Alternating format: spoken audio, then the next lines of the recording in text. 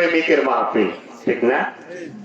এই মাহফিলের শুরুতেই সর্বপ্রথম দয়াল নবী রহমাতুল লিল আলামিন দুজাহানের বাদশা সরকারে দো আলম নূরে মুজাসসাম, সব আকীদা তো সবাই মানে না।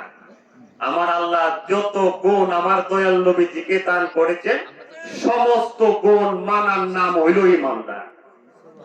মানবে যারা, ইমানদার হবে তারা, নবীওয়ালা হবে তারা, তাদেরকে ইমানদার বলা হয়। আল্লাহ কিছু গুণ মানি, কিছু গুণ মানতাম না। আল্লাহ তো তোর বুঝ, আমল যেমন হইব তোর কর্ম যেমন, তোর ফল তেমন হইব। আমার কোনো নাই। আমি একটা সোলাও বানাইছি আর একটা সুখের জায়গা জান্নাত ও বেহেশত বানাইছি। আমল যেরকম করে আসবা দুনিয়ার জমিনের মধ্যে, সেইভাবে তুমি তোমার কবরের মধ্যে থাকবা। আমরা সর্বপ্রথম দুরূদ শরীফ পড়ি, একটু দুরূদ শরীফ পড়া নেই। আল্লাহুম্মা সাল্লি আলা সাইয়্যিদিনা মাওলানা মুহাম্মাদ ওয়া আলা আলি সাইয়্যিদিনা মাওলানা মুহাম্মদ। বাজান আপনাদের কষ্ট হইতেছে, কিন্তু বেশিক্ষণ সময় হবে না, অল্প কিছুক্ষণের মধ্যে প্রধান অতিথি এসে ওর মুক্তাসার আলোচনা করে মুনাজাত দিয়ে দিবেন। তাবারকের ব্যবস্থা আছে। আমার বড় ভাই মোহাম্মদ লিয়াকত আলী ভুইয়া প্রতি বছর এই মাহফিলের আজিমুসান মাহফিলের তাবারকের ইন্তজাম করে থাকেন। সবাই বলুন আলহামদুলিল্লাহ। আলহামদুলিল্লাহ।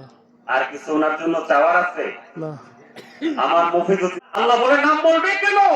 হাবিব ঘোষণা দিয়ে দেন, ইন্নাল্লাহ লা ইয়ানজিরু ইলা আমালিকুম সুআইকুম ওয়া আমওয়ালিকুম। তোমাদের জাহিরি আমল দেখি না, সুরত দেখি না, সম্পদ দুনিয়া করে আমি দেখি না। ওয়ালা ইয়ানজিরু ইলা কুলুবিকুম ওয়া নিয়াতুকুম। তোমাদের কলবটা কি, তোমাদের অন্তরের মধ্যে কি আছে, নিয়তটা কি কইরা দিছো মাহফিলের মধ্যে, আমি আল্লাহ সেইটার দিকে তাকায় আছি। যেমন কইরা দিছো আমি আল্লাহ সেটা কবুল করব। আল্লাহ কতটুকু কবুল করো? আল্লাহ কোরআনে ঘোষণা দেয়, মান্না রাখো জান্না রাখো ফাহু আশরু আমসালিহা। কমপক্ষে আমি 1 টাকা দান করলে 10 গুণ আমি দিয়া দিব। সুবহানাল্লাহ। যারা দিছে আমার কি এখানে বলার দরকার আছে? মনের আরজি বলার আছে? আল্লাহ তুমি মনের আরজি জানো না কোন নিয়তে দিছে। তোমার বান্দারা আমার দয়াল নবীর মহব্বতে, ওলি আল্লাহর মহব্বতে আজকে এই মাহফিলের মধ্যে শরীক আছে, এই শরীকটাকে তুমি কবুল আর মঞ্জুর করে নাও। আল্লাহুম্মা আমিন। এই মাহফিলে আমার ভাই লিয়াকত আলী ভুইয়া স্মরণ করেন, ওনার শ্বশুর হাজী নবী হাসরের ময়দানে বেল করে তাকায় থাকবো। ওনার ডান পাল্লা বাড়ি হয়, আমলের নেক পাল্লায় বাড়ি হয় না, গুনার পাল্লা বাড়ি হয়। এই জাতের আকীদা যদি রাখিয়া দান করলে কাজ হইব? না, কোনো কাজ নাই। আল্লাহ বলেন আমার নবী যার মধ্যে বর্তমান নবীকে ভালোবাসিয়া মহব্বত করিয়া এই জায়গার মধ্যে দান করলে আমি আল্লাহ তারে 10 গুণ দান করে দিব।